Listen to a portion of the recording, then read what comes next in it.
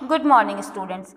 आज हम करेंगे कक्षा 9 का हिंदी का व्याकरण भाग का टॉपिक पर्यायवाची शब्द। पर्यायवाची शब्द वो होते हैं जो एक शब्द के अनेक अर्थ बताते हैं। प्रत्येक भाषा में मतलब अलग अलग भाषा में ऐसे शब्द जरूर होते हैं जो एक अर्थ को प्रकट करते हैं। अनेक शब्दों को पर्यायवाची या समानार्थी शब्द भी कहते हैं। एक ही अर्थ को बताने वाले अनेक शब्द पर्यायवाची शब्द कहलाते हैं। पर्यायवाची शब्द के प्रयोग में अत्यंत सावधानी की जरूरत होती है। तो हम कुछ यहाँ पर उदाहरण देते हैं, जैसे अपर्णा गंगोत्री से गंगा जल लाई। वाक्य में प्रयुक्त जल के स्थान पर उसके पर्यायवाची शब्द का प्रयोग अपर्णा गंगोत्री से गंगा पानी लाई उपयुक्त नहीं होगा। तो यहाँ पर इस प्रकार हिंदी में कुछ पर्यायवाची शब्द होते हैं जो इस प्रकार हैं। अम्ब, अम्ब मतलब अम्बा, माँ, माता, जननी, धात्री, अंबिका। तो ये हुआ अम्ब के पर्यायवाची शब्द। अंबर, नभ, व्योम, गगन, शून्य, अंतरिक्ष, आकाश। अंबु, जल, पानी, वारी, नीर, सलिल, आब। तो ये हुए अंबु मतलब जल के पर्यायवाची। तोय भी कहते हैं हम अमृत, सुधा, पीयूष, अमी, अमीय, सोम।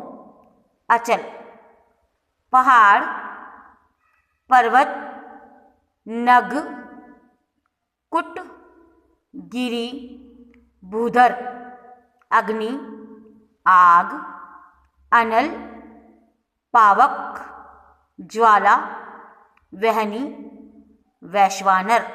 तो यह क्या हुए? अग्नि के पर्यायवाची। अरविंद, कमल, नीरज, वारिज, जलज,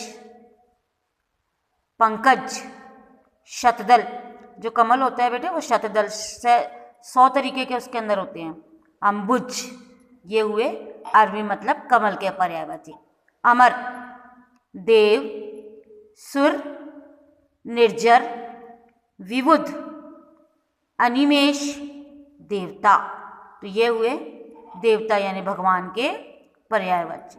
अनिल, वायु, पवन, समीर, वात, मारुत। कहते हैं ना हनुमान जी को पवन पुत्र मारुति। हवा, अच्छा का मतलब होता है शुभ, शोभन, उचित, उपयुक्त। अनुपम, अपूर्व, अद्वितीय, अनोखा, निराला, अनूठा, अभूतपूर्व। अन्य मतलब भिन्न, पृथक और दूसरा। और भी हो सकता है अलग से। अहंकार, घमंड, दर्प, दंभ, अभिमान। ये होते हैं अहंकार के पर्यायवाची। अजेय, जो कभी किसी से हारता नहीं है। अपराजित, अजित, अपराजय। अतिथि मतलब मेहमान, अभ्यागत, आगंतुक, मेहमान, पाहुना। अनुचर, अनुचर मतलब सेवक, दास, भृत्य, परिचारक, नौकर। अश्व, अश्व मतलब होता है घोड़ा, तुरंग, सैंधव, है, घोटक, वाजी।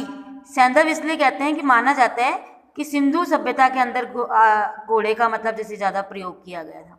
आभूषण, भूषण, गहना, अलंकार, विभूषण, जेवर, आभरण इत्यादि। आँख, नेत्र, नयन, चक्षु, अक्षि, लोचन, विलोचन, दृग इत्यादि। आनंद, हर्ष, उल्लास, प्रमोद, खुशी, प्रसन्नता इत्यादि। असुर, दैत्य, दानव, राक्षस, निशाचर, तमीचर इत्यादि। तो यह था हमारा व्याकरण भाग का विषय पर्यायवाची। बच्चों, आपके पाठ्यक्रम में जो ग्रामर पुस्तक आपको नई है उसमें अभी तक ये सम्मिलित होकर नहीं आई हैं तीनों विषय, तो कृपया इनको लिखकर इनका अभ्यास करें। धन्यवाद। इन्हें याद करें, घर पर रहें, सुरक्षित रहें।